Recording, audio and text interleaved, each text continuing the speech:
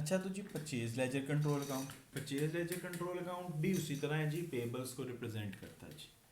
Purchase ledger control account represent करता है pebbles को, और इसकी नेचर जो है वो क्रेडिट होती है। नेचर क्रेडिट होने की रीज़न क्या है जी, purchase ledger control account liability है, और लायबिलिटी की नेचर हमेशा क्रेडिट होती है, और लायबिलिटी में जब भी इंक्रीज आता है हम इसको क्रेडिट करते हैं। लायबिलिटी में इंक्रीज आएगा हमेशा क्या करेंगे, क्रेडिट। तो जब भी पेएबल्स विल गो अप हमें क्या करना पड़ेगा, क्रेडिट। हम एक लेजर बना लेते हैं, परचेज लेजर कंट्रोल अकाउंट।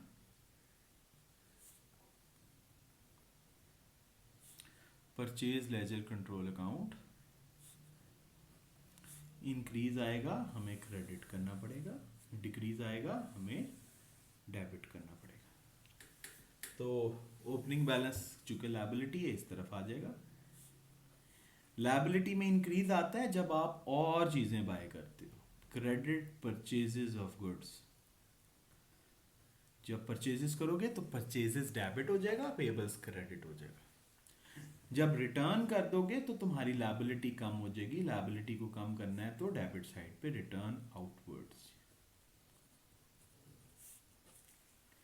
ये वो लोग हैं जिनको तुम कैश पे करोगे और तुम चेक पे करोगे, और तुम्हारा चेक डिसऑनर नहीं होगा। तुम तो बहुत अच्छे हो, तुम बैड डेट भी नहीं होगे, तो यहाँ पे बैड डेट भी नहीं आना। यहाँ आना है डिस्काउंट रिसीव्ड। जब तुम अर्ली पेमेंट कर दोगे तो तुम्हें डिस्काउंट रिसीव्ड मिलेगा जी। तुमने सेटलमेंट की कॉन्ट्रा आ जाएगा, लायबिलिटी विल गो डाउन।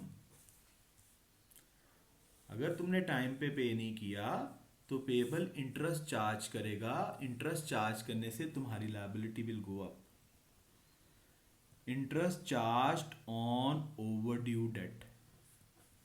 और बेटे हम यहाँ पे बैलेंस कैरी डाउन निकाल देंगे, और ये कैरी डाउन यहाँ पे ब्रॉड हो जाए।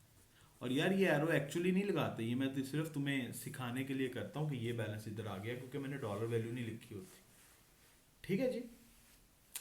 सो ओपनिंग बैलेंस है, परचेजेस से लायबिलिटी विल गो अप। जब भी लायबिलिटी को कम करना है आपको उसको डेबिट करना है।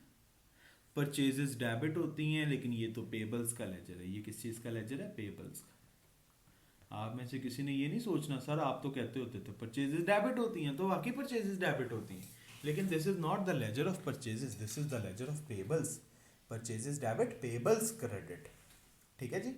इसी तरह इसका भी ऑप्शनल बैलेंस आ सकता है, अगर किसी ने हमें जो है वो ओपनिंग में एडवांस पे कर दिया हुआ है। Again this is optional balance, हमने किसी को एडवांस पे कर दिया हो तो ये हमारा फॉर द टाइम बीइंग एक एसेट है, और हो सकता है इससे हम फिर परचेजेस कर लें तो ये बैलेंस खत्म हो जाए, और यहाँ पे भी क्लोजिंग ऑप्शनल बैलेंस आ सकता है। डन जी। वैसे हमारा बाय डिफॉल्ट नेचर क्रेडिट है, पेबल्स की आपने क्रेडिट साइड पे लिखना है। रिसीवेबल्स की बाय डिफॉल्ट डेबिट है, तो आपने सेल लेजर कंट्रोल अकाउंट के डेबिट साइड पे लिखना है। सो जी purchase ledger control account payables को कहते हैं, पेबल्स की नेचर क्रेडिट होती है। अगर आपने ओपनिंग बैलेंस क्रेडिट साइड पे लिखना है, पेबल्स बढ़ जाएंगे जब आप परचेजेस करोगे, क्रेडिट परचेजेस। कैश परचेजेस इस लेजर में नहीं आती, कैश सेल्स रिसीवेबल्स के लेजर में भी नहीं आती।